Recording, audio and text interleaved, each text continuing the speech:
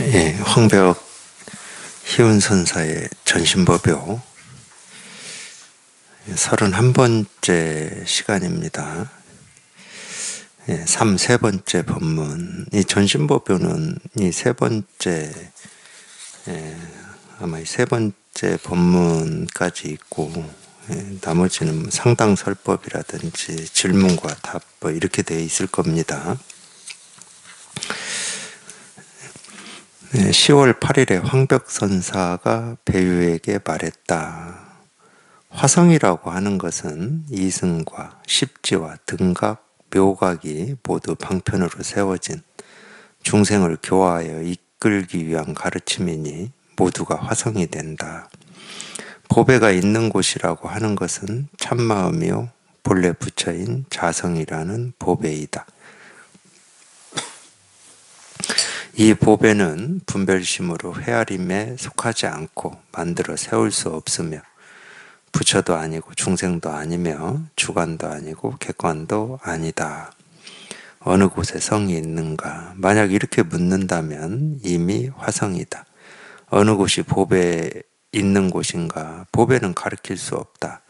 가리킨다면 방향과 방소가 있으니 참된 보배가 아니다. 그러므로 말한다. 가까이 있지만 확실히 헤아려 말할 수는 없다. 다만 직접 체험하여 개업하면 된다. 여기까지 한번 읽고 다시 보겠습니다. 10월 8일에 황벽선사가 배유에게 말했다. 제가 전신법요 할 때 이미 말씀드렸을 겁니다. 이 전신법요라고 하는 이 책은 배유라고 하는, 그러니까 우리가 이 마주어록, 선어록이라고 하는 마주어록, 황벽어록, 임재어록, 그 다음에 이 황벽선사의 전신법요하고 이 완능록, 황벽선사의 가르침은 전신법요하고 완능록이라고 하는 이 두 책이 전해지는데, 이 네 선사의 이 어록을 선에서는 사가어록이라고 그럽니다. 근데 유일하게 전신법요하고 완능록, 황벽스님의 이 가르침 많이 저자가 이렇게 나와요. 배유라고 하는 이 관리였는데, 이거 마주어록은 누가 썼는지 모릅니다. 임재 백장어록도 마찬가지고. 참 이런 말이 이렇게 감으로 오실지 모르겠는데, 이 선사들은 자기가 가르쳐 놓은 이 말이 기록되는 걸 되게 싫어해요. 왜냐하면 이 법이라고 하는 게 이 가르쳐놓은 말에 있는 게 아니거든. 가르쳐놓은 말은 우리 진통제하고 똑같은 겁니다. 구지예경, 감기약하고 똑같은 거예요. 먹어서 그 병이 나으면은 그 약이 사라지잖아요. 이미 먹었을 때 사라지는 겁니다. 근데 이 선사들은 이 가르침이라고 하는 게 뭐냐면은 조금 오늘은 엉뚱한 얘기만 제가 해드리는 것 같아요. 이 선이라고 하는 게 이제 그렇게 나온 건데, 이 선사들의 가르침이라고 하는 것은 물론 이제 말을 가지고 묻는 사람이 말을 가지고 와서 물으면은 그 말로 묻는 사람의 이 분별망상을 그 말로 그냥 싹 쓸어버려요. 깨끗하게 만들어 버린다고. 분별망상을 그냥 다 두드러 부숴버립니다. 근데 그 묻는 사람의 말만 가지고 그렇게 무기로 쓰느냐? 그렇지가 않습니다. 그냥 눈에 보이고 손에 잡히고, 또는 어떤 때는 밥 먹다가 그 밥 가지고도 중생의 병을 그냥 싹 물리치는 건강한 보검으로도 씁니다. 선어록 보면 그런 게 나올 거예요. 조주가 호떡 보시 들어왔을 때 시자 문헌하고 그 호떡 가지고 내기를 할 때 그 호떡 가지고 그냥 중생의 병을 싹 멸도시켜 버립니다. 그러니까 눈앞에 있는 그게 뭐 볼펜이 됐든 시계가 됐든 손에 잡히는 물건이 됐든 묻는 말이 됐든 이 선사들은 그걸 가지고 싹 쓸어버립니다. 분별망상을 그냥 다 때려 부숴버려요. 그러니까 그분들한테는 이 경전의 개념이 필요가 없는 거예요. 왜냐하면 경전의 개념을 그 호떡 하나 가지고 다 표현을 하고 있는 겁니다. 불이 중도 연기 뭐 이런 말을. 그러니까 불이라는 말을 쓸 필요가 없어요. 이 사람들은 중도라는 말도 쓸 필요가 없고 연기라는 말도 쓸 필요가 없어. 그냥 눈앞에 있는 이 사물 하나 가지고 중생을 때려 잡아버리니까, 굳이 얘기하면 그냥 중생을 때려 잡아서 부처로 만들어 버리니까, 굳이 좀 얘기를 하자 그러면은, 그러니까 지금까지 어떤 이 문자로 이 기록되어 온 이 가르침의 어떤 개념들, 이게 필요가 없는 거예요. 그냥 뜰 앞에 잣나무다 이 한마디에 이 경전에서 이 기록되어 있는 모든 개념들이 다 들어 있거든. 이 거짓말같이 들려도 거짓말같이 들릴 수는 있을 거예요. 안 믿어지실 수도 있을 겁니다. 이 뜰 앞에 잣나무다 이 가르침 하나가 이 불의 중도 연기를 다 얘기하고 있는 겁니다. 꼭 불의를 얘기해야 불의가 되는 게 아니거든. 중도를 얘기한다고 해서 중도가 되는 게 아니고, 연기를 얘기한다고 해서 연기가 되는 게 아니에요. 분별에서 벗어나야 불의 중도 연기가 되는 거지. 분별에서 벗어나지 않으면 말로는 뭐 불이라고 하고 중도라고 하고 연기라고 하고 뭐 본질이라고 하고 뭐 마음이라고 하고 부처라고 하고 깨달음이라고 하고 뭐 별말을 우리가 다 할 수 있어요. 말을 배워서 우리가 이렇게 자유자재로 쓰고 있는데 무슨 말을 못 하겠습니까? 근데 진실로 우리가 이 분별에서 벗어났느냐? 분별에서 벗어나면 그냥 보이고 들리고 손에 잡히는 그 무엇이 됐든 그걸 건강한 보검으로 쓸 수가 있는 거예요.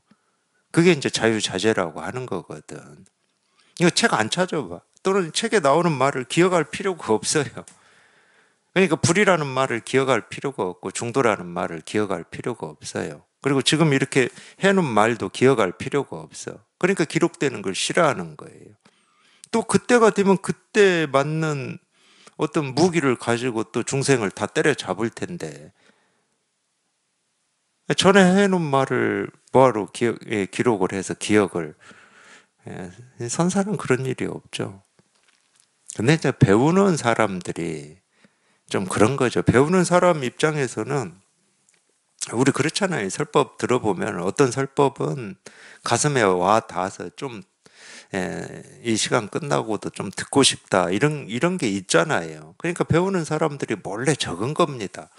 적었다고 하더라도 예를 들어서 마주어록 책 한 권이거든요. 물론 한자로 돼 있으면 그 한 권이 한자로 크게 썼으니까 한자로 된 책이다 그러면 한 6권은 될 겁니다. 근데 마조 스님이 우리 개당을 해가지고 이렇게 설법을 얼마나 하셨겠습니까?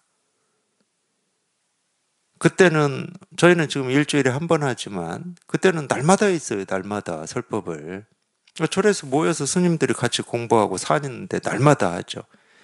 그러니까 설법을 했다 그래도 그 설법을 해놓은 말이 어마어마했을 겁니다. 그걸 다 기록한다 했으면. 근데 그렇게 되지는 못해요. 이렇게 말하고 있는데 몰래 뒤에서 눈피해서 이렇게 기록을 했단 말이야. 그러니까 뭐 기록이 얼마나 됐겠습니까?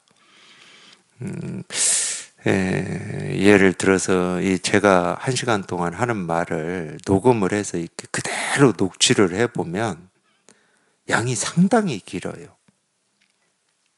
한 3시간 정도 한 거를 녹취해서 그대로 이렇게 묶어놓으면 책 한 권 될 겁니다.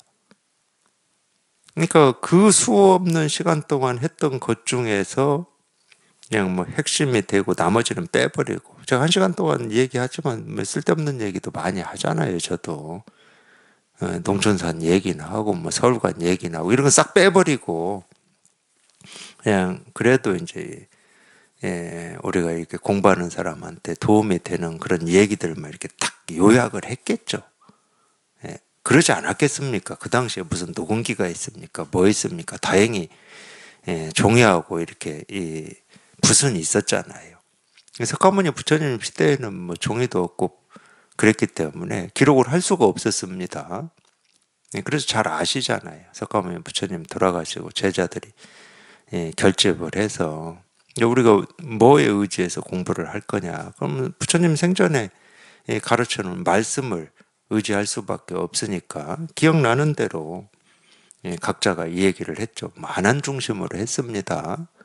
그래서 그거 맞아. 거기 모인 분들이 그건 석가모니 부처님이 하신 말씀에 이건 엄밀해야 되거든. 기억이라고 하는 건 오류가 많이 있는 거니까. 그래서 안 하니 얘기하면 각자가 그런 일이 있었어. 이러면은 이제 채택이 되는 거죠. 근데 석가모니 부처님이 45년 또는 49년 뭐 이렇게 얘기도 하는데 49년 동안 말씀을 하셨다고 쳐요. 그 말씀이 얼마나 많겠습니까? 그 말씀을 어떻게 다 기억해? 제가 한 11년 법회를 했는데 제가 11년 동안 법회한 내용을 11년 전부터 저하고 공부한 도반이 있다. 몇 개나 기억하시겠습니까? 최근에 한 거 기억 조금 할지.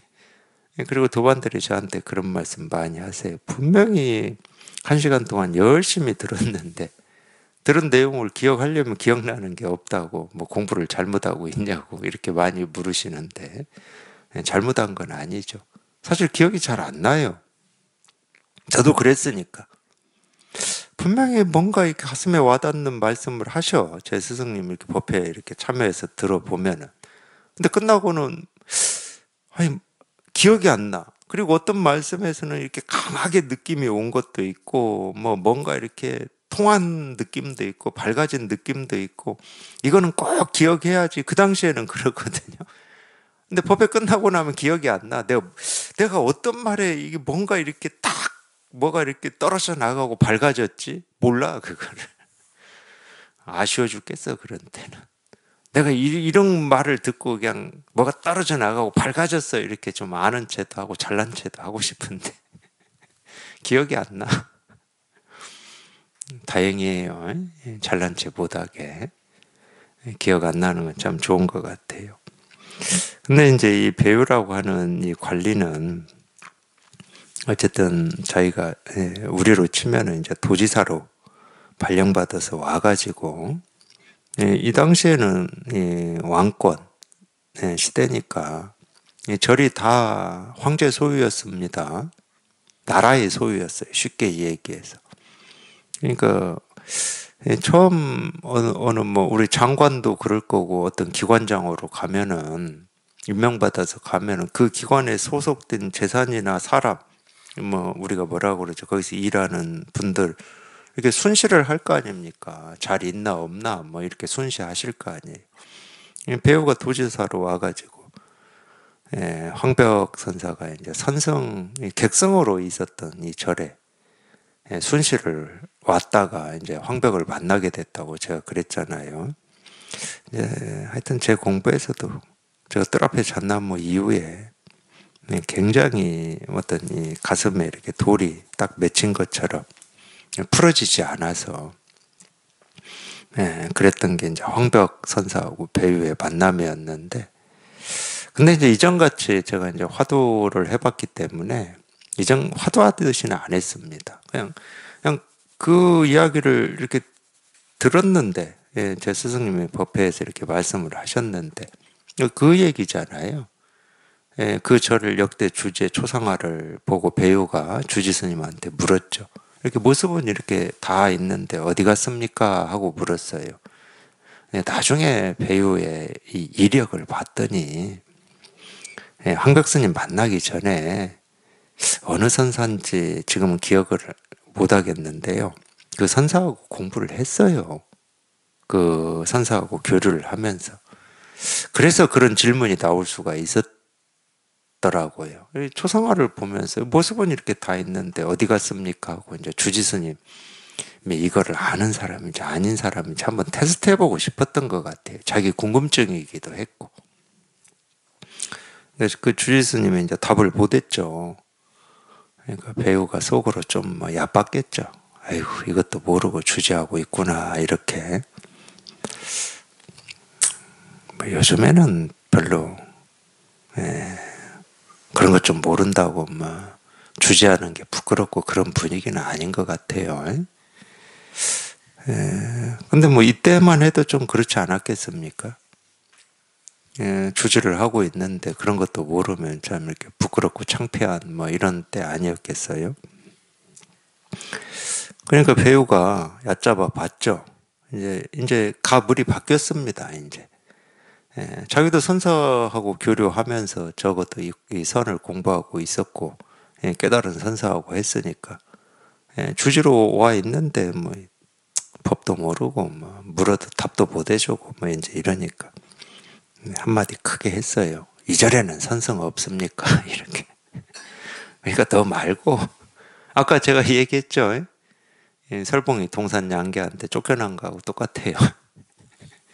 맨날 생각으로만 하니까, 너는 나하고 공부 못해. 넌 내 마음에 안 들어. 덕상이나 찾아가. 이런 거하고 똑같죠.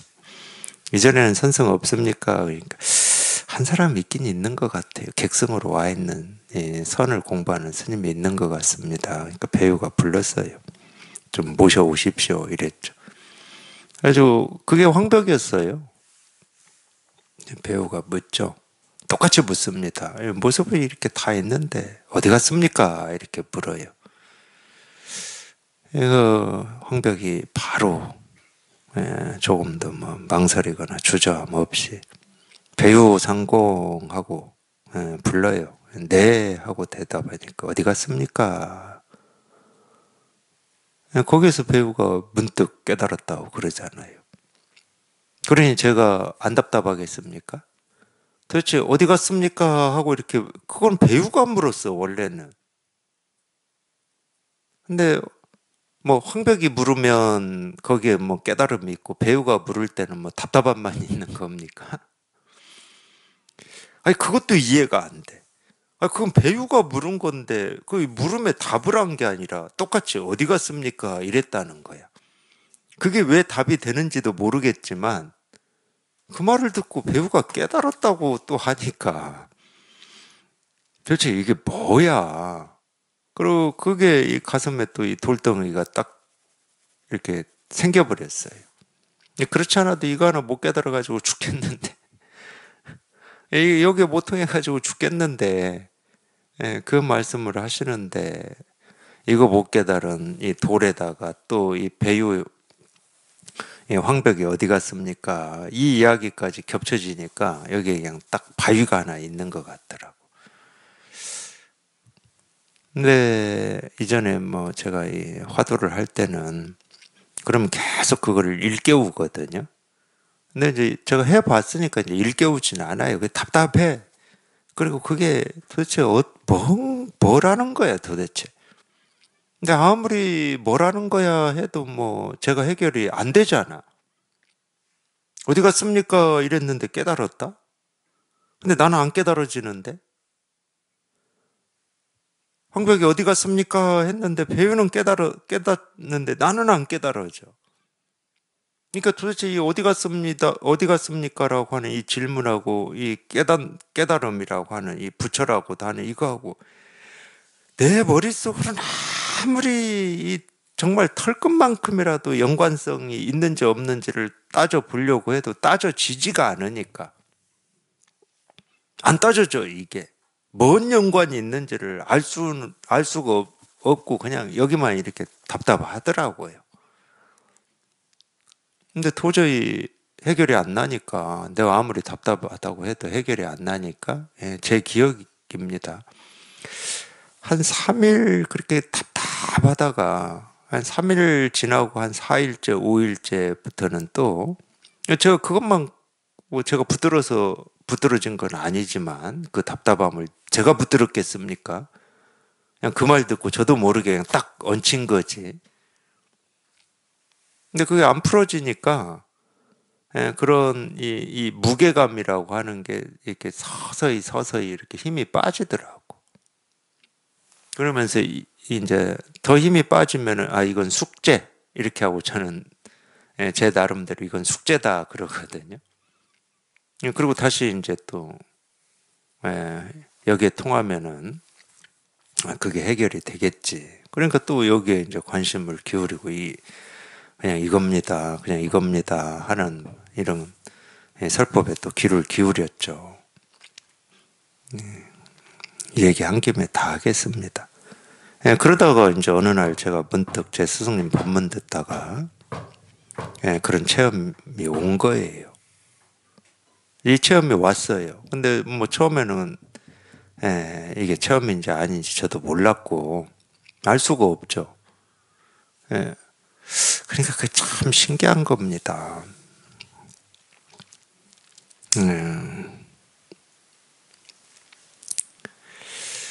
뭐 그날도 여전히 그냥 뭐 저는 하여튼 여기에 통하고 싶은 마음이 있으니까 그냥 법문을 듣고 있었죠. 법문을 듣고 있었는데 그냥 어느 순간에 참 그게 무슨 체험인지, 그러니까 제가 자꾸 체험은 불가사의하다고 그러는 거예요. 지금 아무리 제가 기억해내려도 그 체험이 뭔지는 몰라. 근데 이제 어떤 느낌이 왔냐면, 제가 제 느낌으로는 뭐냐면, 이 의식이 우리 뭐 기절하는 것처럼 의식이 그냥 순간 사라져버렸었나 봐요. 그러면서 의식이 점차 이렇게 돌아오더라고. 근데 의식이 처음 이렇게 돌아올 때 어떤 느낌이었냐면, 세상이 딱 정지해버린 느낌이에요. 세상이 딱 멈춰버렸어. 이렇게 멈춰서 이렇게 됐어요. 그러니까 이제 그때부터는 의식이 있으니까 세상이 멈췄다 이런 말도 제가 할 수 있는 거잖아. 근데 이 의식이 돌아오기 전에, 이런 의식이 이렇게 돌아오기 전에는 어떤 상태인지를 모른다니까, 제가. 어떤 상태인지를 몰라. 그러니까 뭐를 경험했는지를 몰라요, 제가. 근데 하여튼 제 느낌은 그랬어요. 이 의식이 이렇게 돌아오면서 세상이 딱, 정지했어. 이렇게 정지. 그러면서 점점 이 의식이라고 하는 놈이, 이게 뭐지? 이렇게 오더라고, 자꾸. 이게 뭐, 그때는 저는 느끼겠더라고. 의식이 자꾸 뭐지 하고 있구나. 그러면서 이제 조금 더, 그게 뭐 시간이 짧아요. 의식이 더 돌아오니까 어떤 현상이 또 보였냐면, 참 자세히 또 얘기해 주죠. 여전히 세상은 딱 멈췄는데, 내 눈앞에 풀이 바람이 부니까 흔들려. 이게 뭐야? 멈췄는데 저게 흔들려? 이렇게 또 생각을 하는 거예요. 아니, 멈췄는데 풀이 이렇게 흔들려. 이게 뭐야? 이게 도대체 이게 이게 내가 지금 뭘 하고 있는 건가? 이런 생각이 들었어요, 그때도. 이건 다 그러니까 의식이 이제 돌아와가지고 막 이렇게 인식을 하고 있는 겁니다. 이제 더 돌아오니까 세상 안 멈춰 있더라고. 이제 이전하고 똑같이 세상은 똑같아졌어요. 근데 이제 뭔 이런 희한한 이 느낌을 제가 알고 있으니까 그걸 경험했잖아, 일단은. 그 경험하기 전에는 어떤 일이 일어났는지는 모르지만, 그러고 나니까 여전히 귀에서는 법문이 들리고 있었거든, 제 스승님. 근데 그때는 법문이 들리는지 안 들리는지 아무것도 모르겠더라고. 워낙 그 느낌이 이제 크니까. 아니, 세상이 버린 느낌이 올 때 그게 안 크겠습니까? 막 뭐가 있다는 건 아니지만 자기 스스로는 그게 커요. 늘 지금까지 세상은 과거, 현재, 미래로 이렇게 시간도 흐르고 뭐 움직이는 걸로만 우리가 알고 있는데 멈춰버렸다니까, 이렇게. 그 느낌이. 그러니까 이거는 들리질 않았던 것 같아요. 그래서 이제 다시 정신이 이렇게 이제 완전히 돌아왔죠. 세상도 여전히 움직이고 있더라고. 똑같아. 그 전하고 똑같이 돌아왔어. 제정신이 차려진 거죠. 그게 제정신인지는 모르겠지만. 그러고 이제 생각을 했죠. 조심스럽게. 이게 혹시 제 스승님이 말하는 체험 이런 거 아닐까? 근데 자기 스스로는 이 체험이라고 하는 게 하여튼 뭐 제가 공부할 때는 그랬어요. 굉장히 조심스러워요. 이게 또 아니었을 때 내가 또 받아야 될 충격이 있잖아요. 그것 때문에 굉장히 조심스럽습니다. 그래서 듣고 있었는데, 이제 그러면은 그걸 점검해 볼 수 있는 유일한 길은 법문을 들어보는 것밖에 없어요. 그래서 이제 이제 귀가 들리기 시작했으니까 스승님 법문을 이렇게 들어봤습니다. 들어보는데 그냥 이겁니다 하는데 그냥 이거야. 제가 기가 막혔어요. 저는 이거라고 딱 이렇게 제 스스로 실감이 되고 확인이 될 때 기가 막혔던 건 뭐냐면은 저도 제가 제 스승님 만나기 전에도 제가 그랬다고 그랬잖아요. 이거 하나 깨달으려고 산속에 들어갔다고. 제 나름대로는 제 삶에 굉장히 중요한 일이었고 이거 하나 깨닫는 게 제 삶의 뭐 유일한 이유다 뭐 이런 어떤 생각으로 제가 산에 들어간 거거든요. 그렇게 수행을 하다가 이제 제 스승님 만나서 이거 하나 깨달으려고 할 때도 마음이 그랬어요, 저는. 정말 이거 하나 내가 통하고 이거 실감하는 게 제 일이었어, 제 일. 제 삶의 일이었어요. 만약 지금까지 이 공부하기 전까지 살아왔을 때 뭐 인생에서 숙제가 있었다. 그러면 이제 그 숙제들은 다 지나갔고 이거 하나 깨닫는 게 제 삶의 마지막 숙제다. 저는 이런 느낌으로 들어갔으니까. 그러니까 이걸 들을 때도 그랬습니다. 그런 마음으로 제가 이 법문을 듣고 그 법문을 대하는 마음가짐이 그랬음에도 불구하고 이겁니다. 그럴 때 늘 엉뚱한 데를 보고 있었던 거예요. 기가 막힐 일이죠. 그렇게 통하고 싶고 제 인생의 가장 중요한 일이고 마지막 숙제다고 여기고 그 진지하게 아니 이걸 가르치는 제 스승님에 대해서 제 마음도 그랬어요. 정말로 이 옛사람의 그 말씀들이 저는 학교 다니면서 담임 선생님이나 이 과목 가르쳤던 선생님들한테 그런 마음이 한 번도 들어본 적이 없거든요. 정말 죄송하지만 옛날에 그 서당 훈장 선생님들 얘기할 때 그랬잖아요. 스승의 그림자도 밟지 않는다고. 그 말을 제가 이걸 체험하기 전에 제 스승님 만났을 때 제 마음이었어요. 누가 가르쳐 준 것도 아니야. 누가 안 가르쳐줘도 저절로 그렇게 돼. 왜냐하면 이게 제 삶에서는 가장 큰 일이기 때문에.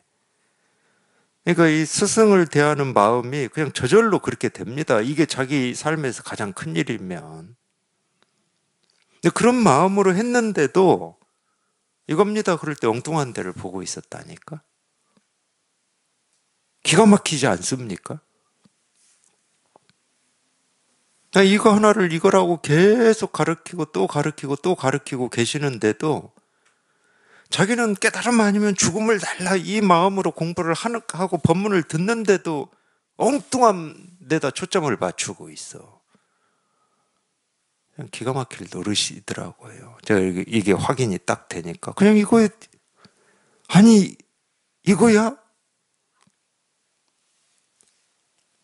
그럼 내가 여태 이겁니다 했을 때 뭐를 듣고 뭐를 봤던 거야? 그냥 이거를 이거라고 이렇게 다 보여주고 있는데 나는 눈으로 뭘 보고 있었던 거야? 뭘 듣고 있었던 거야? 그래서 그러고 나서 이제 제가 법회를 갔을 거 아닙니까? 이제 뭐 스승님한테 면담도 해야 되니까 법회 가서 이제 또 이렇게 도반들하고 앉아서 법문을 같이 듣고 있었죠. 제 스승님이 이겁니다 이러는데 제가 이렇게 법문을 앉아서 듣고 있다가 주변 도반들을 뚫레뚫레 이렇게 봤다니까요. 이거를 어떻게 못 알아들을 수가. 그러니까 참 도대체 어떻게 표현을 해야 됩니까? 정말 개구리가 올챙이적 시절을 모른다고. 이걸 모를 수가 없는 거예요. 그러니까 그냥 유치원에 막 이제 막 들어왔어. 그 어린아이가. 그 어린아이한테 이건 컵입니다. 이렇게 가르치는 거하고 똑같아. 이게 컵입니다 하고 가르치는데 못 알아들을 사람이 어디 있어. 딱 그거하고 똑같은 거예요. 그래서 그때 느낌은 뭐였냐면 그냥 제 스승님이 이겁니다 하는데 거기에 모인 모든 분들이 그냥 다 깨달을 줄 알았어요. 진짜 이건 솔직한 거예요, 제가. 이거를 이거라고 가르치는데 어떻게 못 깨달아?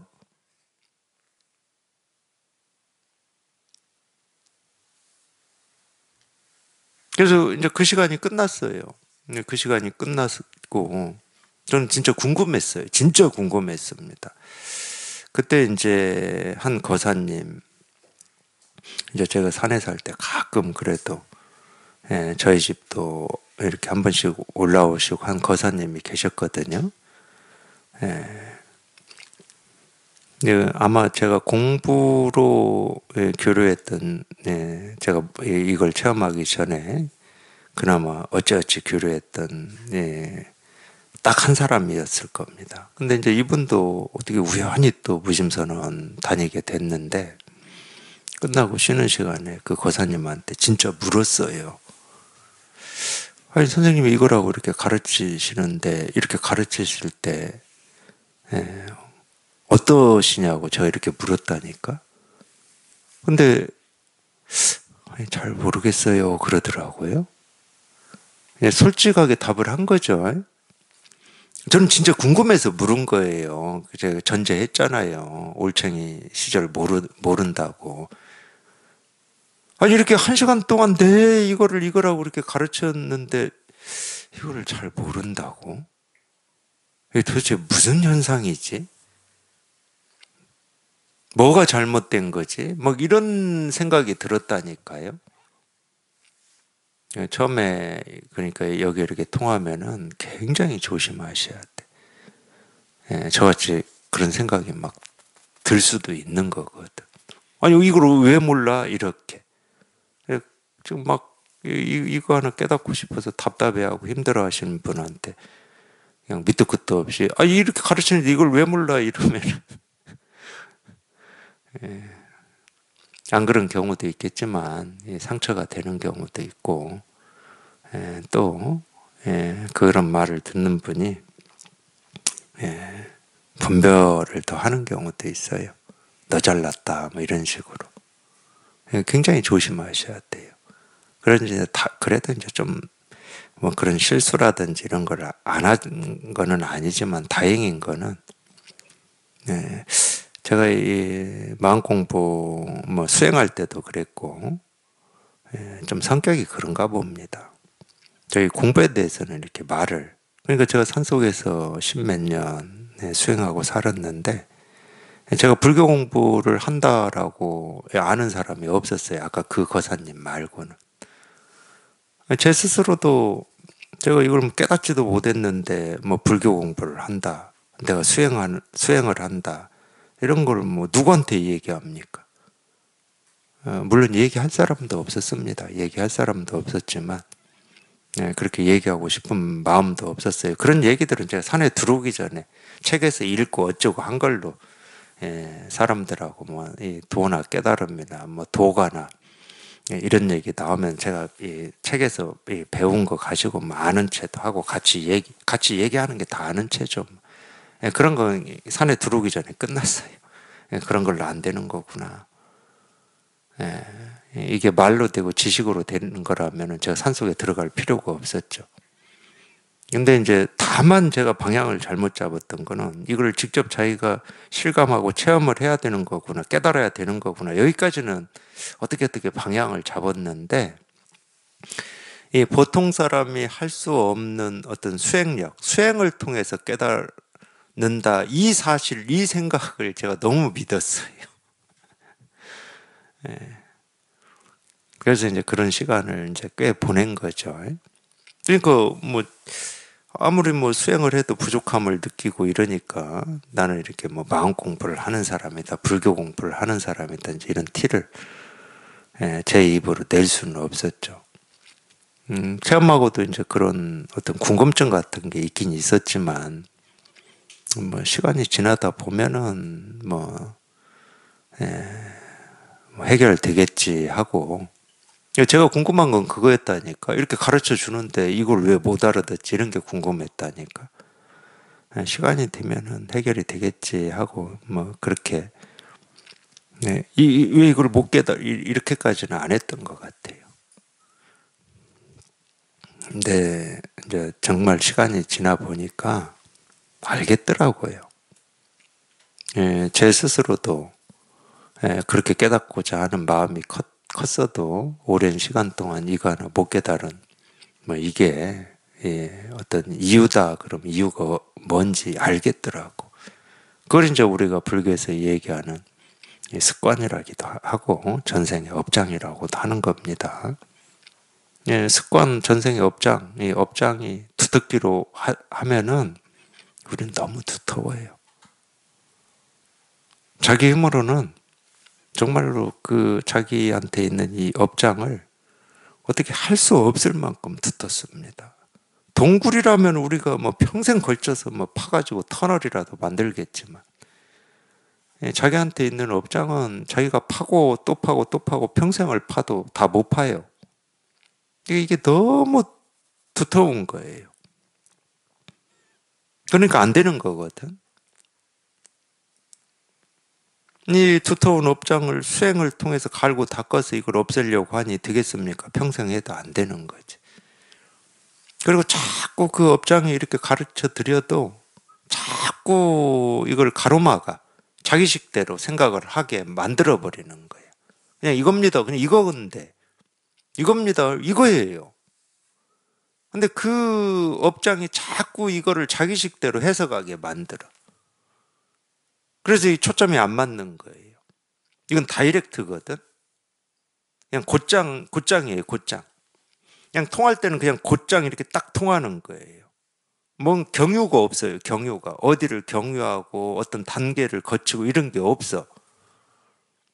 근데 우리 업장이 자꾸 가로막는 겁니다. 장애가 돼요. 그래서 한 번도 이거라고 받아들일 수가 없어. 뭐 받아들이는 문제는 아니지만, 통하는 문제지만, 한 번도 이거로 못 보는 겁니다. 자기는 보고 싶은데도, 여기에 통하고 싶은데도 안 되는 거예요, 그게. 그럼에도 불구하고 자꾸 이겁니다 하고 이렇게 가르쳐 드리면 내 생각, 이 생각이 이걸 헤아려서 알려고 하는 그 분별이 있잖아요. 그 힘이 우리가 의식이라고 할게요. 의식. 그 의식이 결국은 여기에 막혀가지고 지가 힘을 못 쓸 때가 있어요. 이리 해도 안 되고 저리 해도 안 되는데 어떻게 아무리 바보 천칠해도 이겁니다 했을 때 자기 생각으로 자꾸 이건가 저건가 헤아려서 이걸 알아보려고 하겠지. 근데 이렇게 알아보려고 해도 안 돼. 저렇게 알아보려고 해도 안 돼. 그러니까 자기가 쓸 수 있는 모든 방법을 다 동원하는 겁니다. 이거 하나 알아보려고. 근데 모든 방법이 얼만큼인지는 우리는 몰라요. 아니, 자기가 얼만큼의 방법이 있는지 자기 스스로도 모르시잖아. 그러니까 그때 이겁니다 할 때 자기도 모르게 어떤 방법을 동원해. 근데 좌절, 또 좌절. 그러니까 수없이 이 앞에서 좌절을 해요.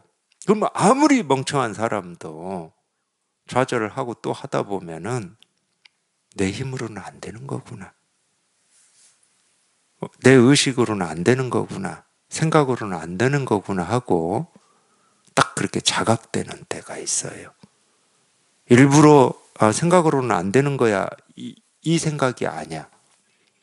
그 생각으로는 안 되는 거야 하면은 절대 못 통해요.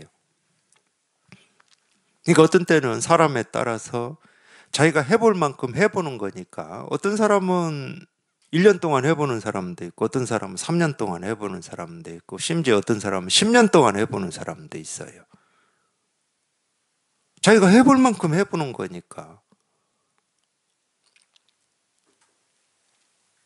그러다가 그게 딱 자각되는 때가 있어. 자기도 모르게 자각이 딱 돼. 그거를 이 공부에서 뭐라고 표현하냐. 손발이 놓인다고 표현해요. 내 힘으로 할 수가 없으니까 그냥 손발이 그냥 힘을 잃어. 어떻게 해볼 수가 없어. 탐구할 수도 없고 연구할 수도 없고. 근데 여전히 여기에 통하고자 하는 어떤 원은 있어요. 근데 원은 있는데 내 힘으로 어찌 해볼 수가 없는 그런 기가 막힌 상황에 놓이는 거예요. 모든 게 다 멈춰버렸는데 움직이는 이 기가 막힌 상황. 그것도 말이 안 되잖아. 모든 게 멈췄는데 풀이 움직여? 이거 말이 안 되는 거거든. 여기에 통하고자 하는 뜻 원은 있는데 내 힘으로는 이제 한 발도 어떻게 할 수가 없는 상황이 와요. 물론 그 상황이 왔을 때 자기가 아냐, 자기는 몰라. 그것도 또 몰라요. 그거를 이제 은산철벽이다, 금강관이다, 현의 살수다, 백척간두다 이런 말로 표현한 거예요. 옛날 사람들이. 그거를. 그렇게 해서 의식이 어떻게 할 수가 없고 힘을 잃어야 그놈이 죽을 거 아닙니까? 지가 힘을 쓸 수가 없어. 그리고 그놈이 힘쓰는 걸 내 마음이 바라지도 않아, 이제는. 그 전까지는 안 바래도 막 힘을 썼거든. 이건가 저건가 하고 막 힘을 그냥 우주 천지를 돌아다녔습니다, 생각이. 그러다가 그냥 딱 갇혀버린 거예요. 이 생각이 딱 갇혀버려. 근데 여전히 여기에 통하고자 하는 뜻은 있어. 원은 있어. 그럴 때 한번 이게 딱 하고 초점이 맞아요. 그럴 때. 자기도 모르게. 그럴 때 초점이 딱 맞는 거야. 그럴 때.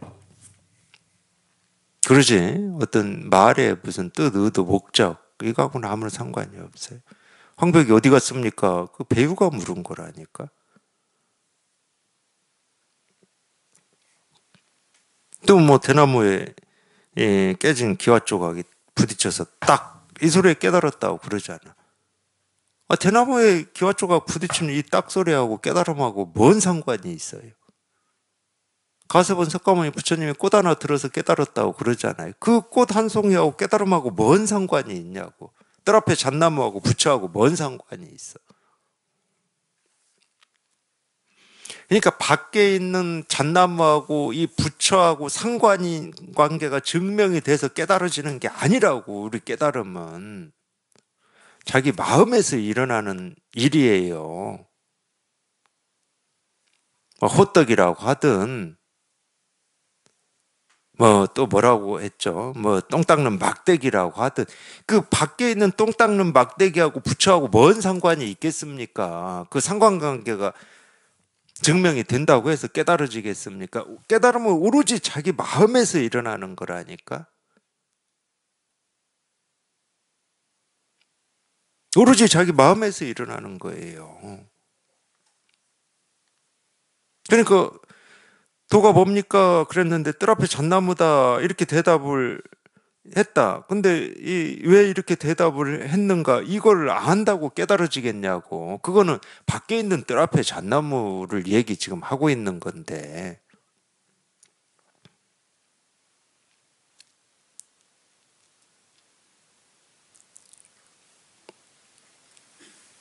자기 마음에서 일어나는 일이라니까요.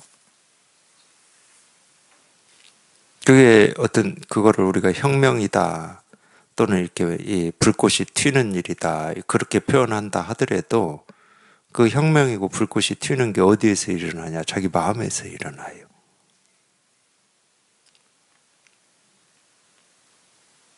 그러니까 말에는 아무 상관을 하실 필요가 없어. 왜 뜰 앞에 잣나무지?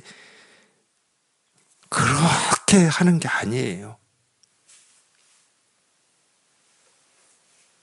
그렇게 하는 게 아니야. 자기 마음의 일이야. 참, 저 뜰 앞에 잣나무라고 하는 저 사물에 이 내 마음이 다 드러나 있다는데 나는 지금 이게 안 돼가지고 내 마음이 어두워. 이 마음이 깨어나질 않고 있어. 그 답답함이거든. 잣나무야, 뭐 저게 부처든 부처가 아니든 무슨 상관이 있습니까, 우리가. 우리가 부처라고 하든 중생이라고 하든 그 잣나무는 뭐 때 되면 잣 열매 열릴 거고 필요하면 우리가 잣 따다가 뭐 까서 열매 먹을 거고 그 잣나무가 부처든 중생이든 뭔 상관이 있어. 자기 마음에서 일어나는 변화입니다. 그럼 그 마음에서 일어나는 변화가 뭐냐? 그냥 분별 속에 있다가 분별에서 벗어나는 거예요. 원리전도몽상 구경열반.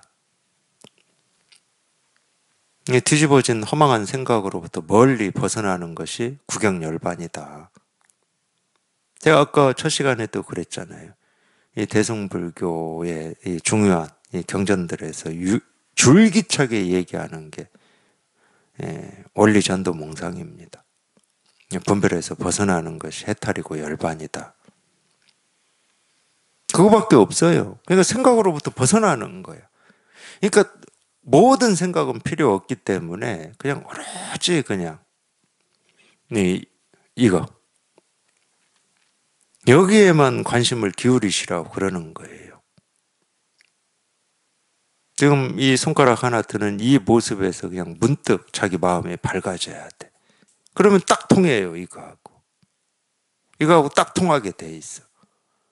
2500년 전에 석가모니 부처님이 꽃 하나 들었다고도 딱 통하게 돼 있어. 자기 마음이 밝아지는 순간. 안 통할 수가 없는 거거든. 아니 2500년 전에 든 그 꽃 한 송이하고도 통하는데 뭐 이거하고 못 통하겠습니까? 2500년 전에 석가모니 부처님이 든 꽃은 이미 사라지고 없어요. 흔적도 없어. 근데 그 꽃하고도 통하는데 흔적도 없이 사라져버린 그 꽃 한 송이하고도 통하는데 지금 눈앞에 이거하고 안 통하겠냐고.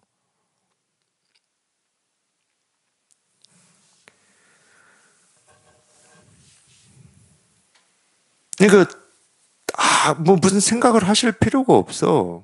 그냥 이겁니다. 그냥 여기에 이렇게 통하면 되는 거야. 또 이렇게 얘기하면 그럼 통하는 게 뭡니까? 그런 생각 하실 필요 없다고. 통하는 게 뭔지 알아서 우리가 통하는 것도 아니고 통한다는 말을 안다고 해서 그 통한다 그 말에 통하는 것도 아니야. 부처라는 말에는 부처 없습니다. 깨달음이라는 말에는 깨달음 없어요. 깨달음이라는 말에 깨달음이 있고 부처라는 말에 부처가 있는 게 아니고 자기 마음에서 이루어진다니까. 그냥 자기 마음에서 이렇게 저절로 이루어지는 겁니다. 그러니까 말에 신경 쓰지 마시라고. 어떤 말이든 말에 신경 쓰지 마시고 오로지 그냥 굳이 얘기하면 무슨 얘기냐. 정말로 여기 한번 내가 죽기 전에 반드시 통해 봐야 되겠다. 그냥 거기에만 관심을 기울이시라고. 그 원이 그 뜻이 자기를 여기에 도달케 합니다. 그 원과 뜻만 있으면 돼요. 어떻게 갈 것인가는 다 생각이야. 그러니까 어떻게 갈 것인가라고 하는 어떤 길이 나온다. 그러면 생각으로 하고 있는 거예요. 생각을 벗어나야 되는데 생각을 의지해서 하고 있으면 그게 공부가 되겠습니까? 그냥 자기 스스로는 내가 정말로 이 죽기 전에 반드시 이거를 해결을 한번 해야 되겠다. 그 뜻만 가지고 계셔. 그 원만. 그리고 그 나머지 일은 제가 하는 겁니다. 나머지 일은 제가 하는 거예요. 자기는 그 뜻만 가지고 그 뜻이 있으면 제가 이렇게 가르치는 이겁니다 하고 이렇게 가르치는 여기에 자기도 모르게 관심이 가요. 왜? 우리는 태어날 때부터 이 마음을 다 타고났기 때문에. 자기 마음이 여기에서 이렇게 지금 울렁울렁 하고 있는데 어떻게 관심이 안 가겠습니까? 우리는 심지어 자기 뱃속으로 난 자기 자식이 앞에서 이런저런 얘기하는 거에도 관심이 가잖아요. 자기 뱃속으로 난 자식이 얘기해도. 근데 이게 나 스스로인데, 이건 나 스스로야. 나 스스로가 지금 이렇게 울렁울렁 하고 있는데 어떻게 관심이 안 가겠냐고. 딴 생각만 하지 않으면, 엉뚱한데 지금 관심을 가지고 있지 않는 한, 이게 난데 어떻게 관심이 안 가겠냐고. 그러니까 자기는 그 뜻과 원만 있으면 돼. 근데 그 뜻과 원이라고 하는 것도 자기가 뭐 키우고 뭐 덜어내고 할 수 있는 것도 아니야. 그 뜻 원을 뭐 내가 어떻게 만든 겁니까? 그거 못 만듭니다. 만들 수가 없어요. 근데 그 뜻과 원이 이렇게 발현이 되는 어떤 계기, 인연들은 있어요. 사람마다. 한 번도 뭐 이런 마음공부나 불교에 관심이 없었는데 뭐 아주 죽을 병이 걸려가지고 이런 거에 이렇게 관심이 이렇게 발현되는 사람도 있고 뭐가 이렇게 실패해가지고 발현되는 사람도 있고 저같이 뭔가를 막 추구하다가 한계에 부딪혀가지고 발현되는 사람도 있고 다 다릅니다. 근데 우리한테 없는 게 나올 수는 없어요. 그러니까 가끔 그런 말씀 하세요, 도반들이. 자기는 지금까지 마음 공부나 불교에 대해서 어떤 뜻이나 관심이나 이런 게 한 번도 없었다고 그래요. 없을 수 있죠. 왜냐하면 불교라는 말도 이름이고 마음 공부라고 하는 것도 이름이야. 그러니까 이 이름이 익숙하지 않고 접해보지 않았을 수 있지. 그러니까 그건 이름을 가지고 얘기하는 거고, 실제로는 우리가 살면서 내가 지금 어떤 때는 우리가 그렇게 생각할 수도 있죠. 어떤 때는 지금 사는 삶이 만족스럽고 참 좋아 이럴 때도 있지만 그렇지 않을 때도 있잖아요. 그러면 그렇지 않을 때 우리가 더 나은 삶이 뭐지? 어떻게 하면 인생이 좀 편해지지? 이런 생각 안 합니까? 사실은 어떤 게 더 나은 삶이지 하는 그게 불교거든. 이름을 바꾸면 불교예요. 그래서 그런 뜻이 없진 않았지. 근데 이제 그 뜻이 그냥 확 발현이 될 때는 사람마다 인연이 다르더라고. 다를 수밖에 없죠. 우리가 다르게 살아왔고, 다른 생각들을 하고 있었으니까.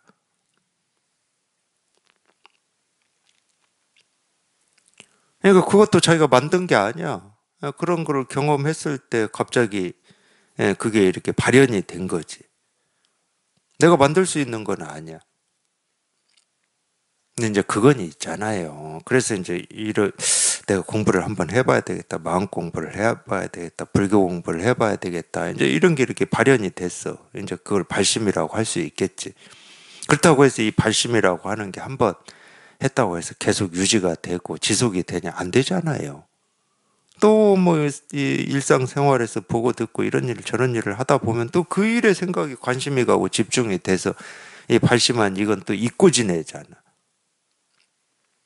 금강경에 그래서 그게 나온 겁니다. 여기에 모인 이 대중들이 유의 없는 바르고 평등한 깨달은 마음을 다 내었습니다. 그게 발심이잖아요. 발 안욕 따라 삼막 삼보리 심 그런 거잖아요. 그래서 위에 발하고 마지막 심해서 발심이잖아. 이 발심이라는 말은 그렇기 때문에 유의 없는 바르고 평등한 깨달음을 내가 성취해봐야 되겠다라고 하는 그 마음이에요. 그 뜻이고 그 원이에요. 발심이라고 하는 게. 그러니까 이 마음을 다 내었습니다. 이 마음을 어떻게 유지하고가 나와. 유지하고. 그리고 그 마음을 어떻게 항복시킵니까? 이 두 질문을 하는 거거든. 수보리가 세존한테. 이 발심이라고 하는 거는 가만히 있는다고 유지되는 게 아니에요. 왜냐하면 우리 생각, 느낀, 감정은 또 내가 보고 듣고 느끼고 경험되는 거에 따라서 또 쫓아다니는 거거든. 그러니까 아무리 크게 발심했다 하더라도 풍선에 바람이 빠지듯이 빠져요. 다른 데 이렇게 관심을 가지면. 근데 그 발심을 유지할 수 있는 유일한 방법은 그냥 이런 공부하는 곳에 있는 거야, 그냥. 그런 거 아닙니까? 이런 공부하는 데 있으면은 자기가 발심을 하지 않으려고 그래도 그냥 저절로 뭐라 그러죠? 공부를 해야 되겠구나. 뭐 이런 생각이 드는 거지. 근데 딴짓 하면은 거기에 관심이 가버리니까 한참 딴짓 하다가 또 그래도 우리가 이제 발심이 이미 발현이 됐으니까 내가 이렇게 딴짓만 하면 안 되지. 맨날 유튜브만 보고 살면 안 되지. 공부를 해야지. 이렇게 되겠지. 그렇게 되긴 될 겁니다. 근데 그게 이렇게 반복되면 이 공부하는데 시간만 길어지고 성과가 없어요. 그러니까 공부하는데 있는 거야. 그래서 법회 오시라고 그러는 겁니다. 비록 일주일에 한 번이지만. 비록 일주일에 한 번이지만. 그래서 이제 우리가 이렇게 공부를 해보면, 저도 이제 체험하기 전부터 이제 체험하고 난 뒤에 지금까지 이렇게 공부를 해보면, 꼭 그래야 된다는 건 아닌데, 출가를 해서 같은 공간에 선지식을 모시고 같이 이렇게 산다는 것은 이런 점도 있는 거예요. 우리 이 세간 한번 보십시오. 얼마나 우리를 자극하고 유혹하고 하는 게 많습니까?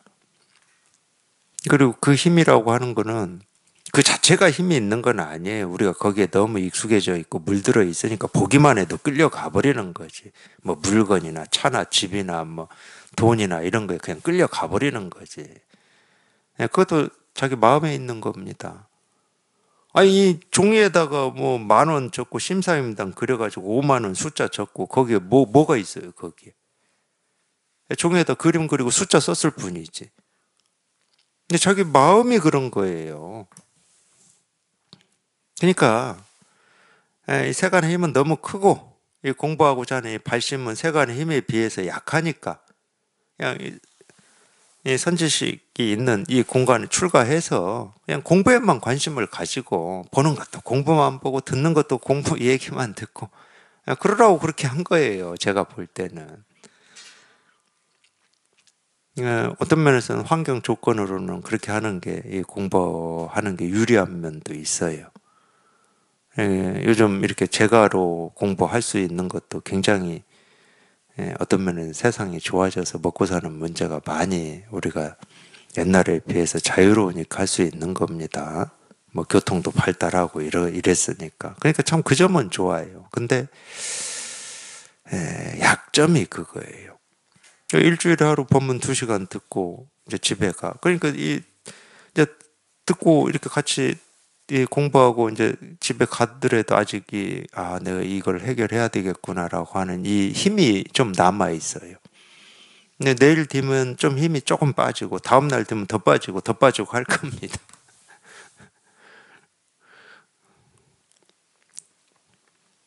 그래서 제가 힘들어 가지고 서울하고 대전 법회는 2주에 한 번 했는데 제 스승님이 저한테 그랬어요. 2주에 한 번 하면 약발이 없다고.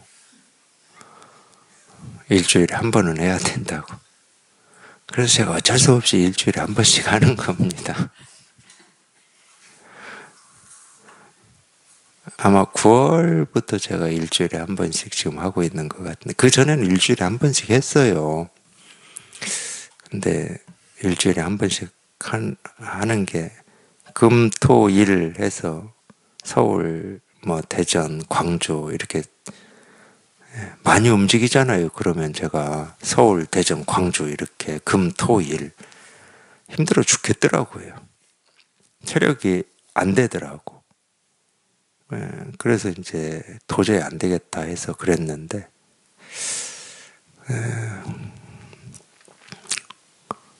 제가 못하는 거 하나 있어요. 제 스승님 말을 거역을 못합니다. 그리고 하라고 한 것도 아니에요. 2주에 한 번씩 하면 약발이 없는데요. 이 말씀만 하셨어. 근데 그 말씀이 무슨 말이에요? 저보고 일주일에 한 번씩 하라는 얘기지 않아. 그러니까 뭐 당장 그러면 일주일에 한 번 해야지 뭐 어떻게 합니까? 그 말씀은 거역을 못해요. 제 스승님 말씀은 저는.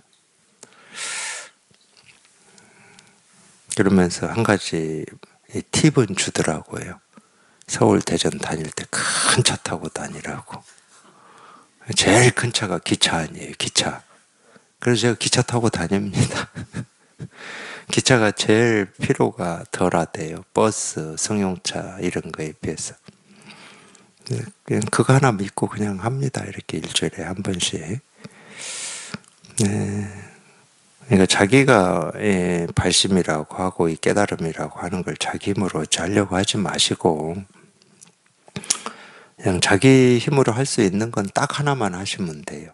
그냥 법회하는 곳에 이 몸뚱아리만 데려다 놓으십시오. 자기가 할 수 있는 일은 딱 하나 있어요. 얼마나 일주일에 한 번씩 이렇게 오셔서 이 자리에 있는 게 어려울 때도 많잖아요. 가기 싫을 때도 많고 게으름 부리고 싶을 때도 있고. 근데 몸뚱아리만 갖다 놓으세요. 딱 그것만 하세요. 그것만. 그래가지고 이렇게 공부하는 도반들 효과 많이 봤습니다. 제 말 이거 하나 믿고. 들을 때는 그런지 몰랐다고 그러더라고. 근데 몸뚱아리만 갖다 놓자 하고 갖다 놓았더니 되더라는 거예요. 진짜 그렇습니다. 뭐 자기 스스로 어떤 노력을 하려고 하지 마세요. 그냥 몸만 갖다 놓고 그러면 이 발심이 유지되는 것도 조금 더 유지가 될 거고, 여기에 이렇게 관심이 가는 것도 이렇게 더 됩니다. 그러다가 여기 통하는 거예요.